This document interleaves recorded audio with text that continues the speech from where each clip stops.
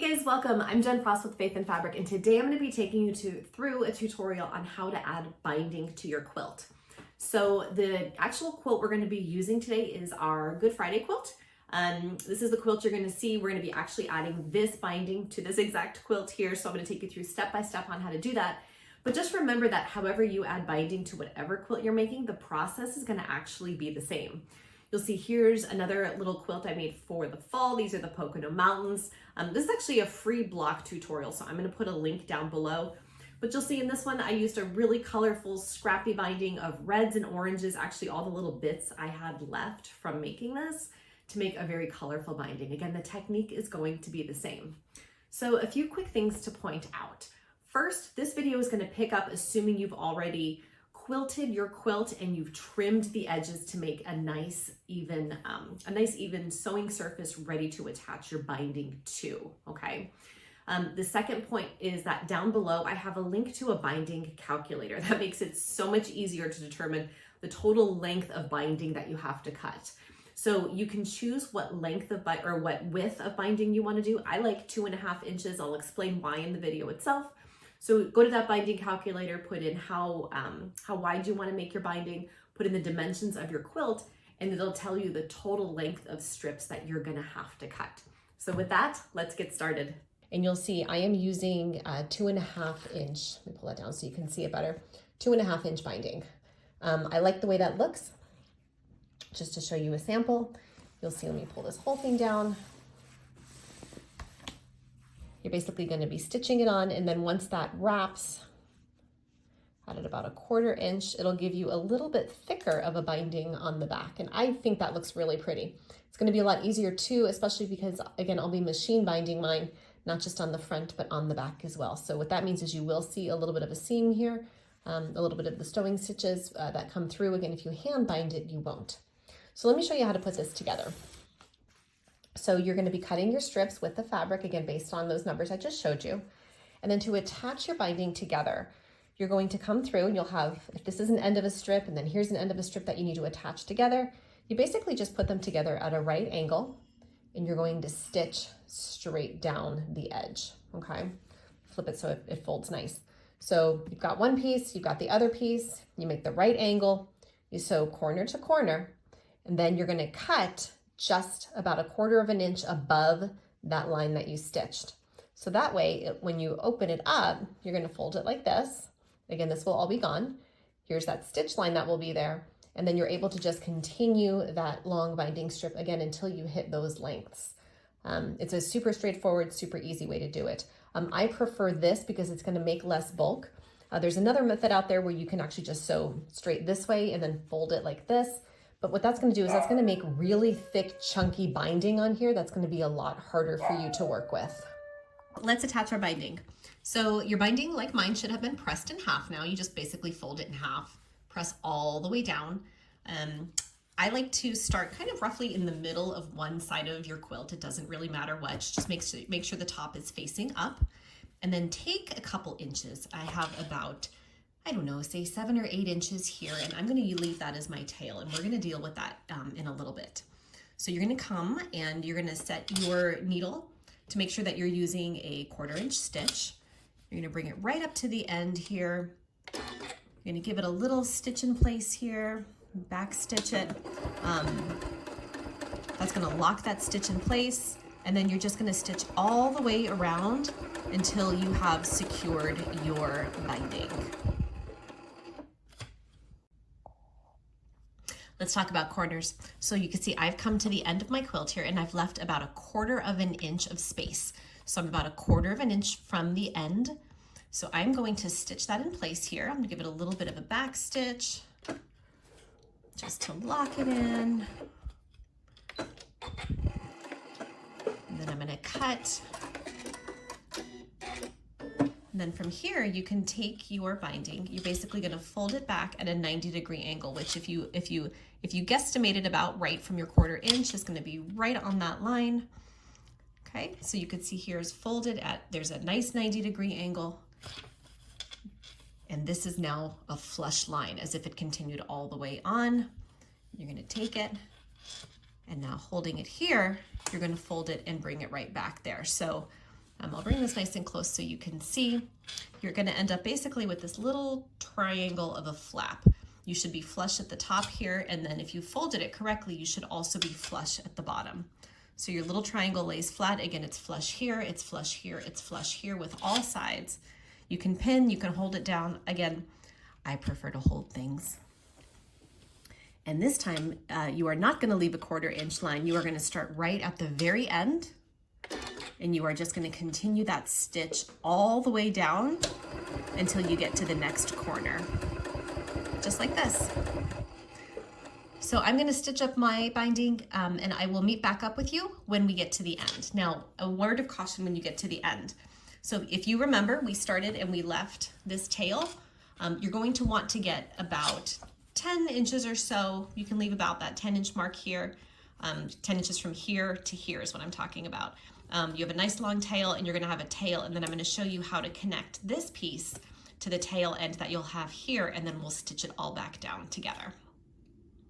You are getting close. So you now have some space. You can see here I've got, I don't know, a little bit less than a foot, say 10 inches or so of space here from where I started to where I ended, and I have these 2 loose tails now. So I don't even have to leave your machine. So what you're going to do is you're going to take one tail, and I like to try to find roughly the middle. So it's kind of hard to get all this in camera, but if you could see, here's where my blocks are ending. If I come to the middle's right about here. So I'm going to take this piece, and I'm just going to cut it. Just make a straight line. It doesn't have to be, don't overthink it. Just give it a little cut, okay? So maybe a little straighter than that one was. Use bigger scissors. This next piece, you are going to lay, so this is nice and flat, okay? Almost like it would be stitched. This next piece you're going to lay directly over the edge as well. And you're going to make sure your bottom piece is peeking out a little bit because you want to be able to see, because we're actually going to be measuring. So you can use the measurements on your machine. Just to hopefully keep this in the camera here, I'm going to use this little block here. So we cut our binding here at 2.5 inches. So I'm going to measure out 2.5 inches. So you'll see I have 1, 2.5, and you're going to cut here. Now I know this is really scary to be cutting and be like, I'm going to cut too short. I promise this technique works. I actually find, for me, I like to cut a little bit shorter. I recommend for you, start at 2.5 because you can always go smaller. Obviously you can't ever go bigger if you cut it too short. So I'm going to go down just to about 2.25. I think I tend to pull my fabric a little bit, which is why I like it just a touch shorter. So I'm going to cut now right here. I'm going to come straight up, just like that. Let's attach our pieces together. So you're just going to take your top piece and lay it down. Your next piece is going to come over like it's an open book. You're going to pin that in place, and we're going to be stitching from one corner directly to the other. And very roughly here, you'll see if these weren't attached all the way at the corner. Let's see if I can mock this up for you here, just by folding it. When that stitch is in place, this is going to make a perfect line all the way across, okay? I encourage you, don't cut until you've verified, because we're going to end up trimming off this little extra triangle here. But you're basically, again, just to show you, this bottom one comes off, and you're just going to leave that bottom one open. The top one, you're going to bring it off, open it up, and lay it on there. So that way you kind of have right sides touching, and we're going to be stitching on the inside. Obviously pin your stuff in place. You know, I don't use a ton of pins often, but this is definitely a time where I want my stitches to be straight. You're going to get those pins in there. And then you're just going to work this fabric underneath your needle. And it is going to be a little bit tight. You know, this is kind of one of the more awkward sewings that you're going to be doing. But you're basically going to be sewing from this top corner now, again, keeping right angles, to this bottom corner right here. So you've got your fabric lined up. If you prefer, you can definitely take one of your chalk pencils and mark a straight line. You know, I just kind of keep an eyeball and a finger on it. That works for me. Bring this down. Okay, we'll try that again with the thread and the needle this time. Just gonna come straight down. Again, keeping a visual, or you've marked your point where you're gonna come. I'm gonna come right down here to where my fingernail is. And cut. And you'll you'll see now when you bring your fabric back, you can pull those pins out. Got a little bit of fabric bunching there, my needle, I'll have to fix that. But your fabric will now fold. It's getting a little jumbled because I have all this in here. Again, don't cut this off until you verified, but you'll see now when I cut this extra bulky fabric off and press it, this is gonna lay super flat and super clean all along the length of this side of my binding. All right, 2 steps before we stitch our binding down. The first one is trimming your corners. So you'll see your corners has several layers in it here. You've got your top layer here, which is your binding, and then below that, you've got the 3-layer quilt sandwich that you made. So you can see just that little bit of blue poking through. That's this square right here coming through. So to reduce bulk on your corners and to make sharper corners, you can clip your corners off. So you do want to make sure you're not cutting your actual binding on there, nor do you want to clip any of those stitches because you don't want it to come loose. But you can trim that down, and you should have that space because you've left that 1/4 inch. Remember when we were stitching that on? So you've got room to do that. So you can go around and clip off the quilt sandwich of all 4 corners, and then you're going to take your iron and you're going to press all of your seams open. Just take your fabric, put it on your pressing board, and just gently press this down. Now I encourage you not to iron. Your tendency is going to want to be going like this with your iron. If you go like this with your iron, you're going to end up with fabric that's kind of going all over the place like this, because some areas are going to pull more than others. Just gently take it, fold it back. You're just trying to make this easier for when we come through, and either if you're going to hand sew the back or if you're going to stitch it down like I am, you're just trying to make this as even and as easy as possible to stitch. We are just about done. Last step here. So you should have your binding now on. You see it's stitched on the front, and now we've pressed it gently, we've folded it to the back. I love these binding clips. These little clips work great because they actually have, I'll show you up close here, this little curved bump on the front and a flat side for the back. So when you have your binding here, they fit perfectly on. You'll see here on this one, this little curve kind of pops the front and then it lays nice and flat on the back. So it makes it so much easier for stitching down your binding. I am going to go ahead and I'll put a link to them below. Plus you'll see they actually make sure that the length you can actually use as a measurement. So because of the length of my binding, I'm able to pin these on along the length. I've got another one up here, just to make sure that I'm not pulling too hard or conversely not pulling enough. So highly recommend those. So I'm gonna go ahead and stitch this down. I have my needle set now to be doing basically like 1/8 of an inch stitch. So I'm sewing right, just at barely 1/8 of an inch. It's scant, to be honest with you. Just along the edge here to stitch this down. That's going to give me plenty of room on the front. One of the mistakes I made early on was I worried so much that, I'm going to stitch over my binding on the front. Your binding on the front is very thin and you'll actually be able to feel it. So you can almost kind of go along here with your finger and you'll realize how much room you have here to stitch down. Again, I like this nice thick binding on the back. I love the way that looks. That's just personal preference. You can earlier on, you guys decided how thick you wanted yours. Again, this is what that 2.5 inch looks like. So go ahead and stitch and we'll meet back up at the end.